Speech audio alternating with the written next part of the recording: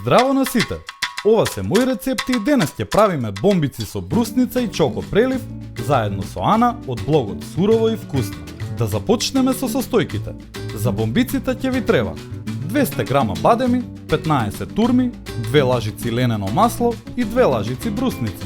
За преливот ќе ви треба 2 лажици кокосово масло, 1 лажица какао, 2 лажици јаворов или агаве сируп и 1 лажица брусница. За подготовка на овој рецепт користиме делимано кујнски сецко. Урмите покиснете ги во вода 15 на минути, потоа излупете ги и извадете им ги семките. Покиснете ги 15 на минути и 3 лажици брусница кои ќе ги ставите во бомбиците, за да може полесно да ги сомелете. Садот со кокосовото масло ставете го во друг сад со топла вода за маслото да стане течно.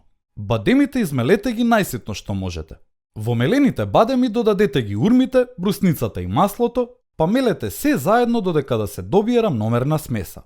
Ако немате сецко или машина за мелење што ќе ја собере целата смеса, можете да ги блендирате бадемите, брусницата и урмите одделно, а потоа се заедно со лененото масло да замесите како тесто. Од смесата формирајте топчиња.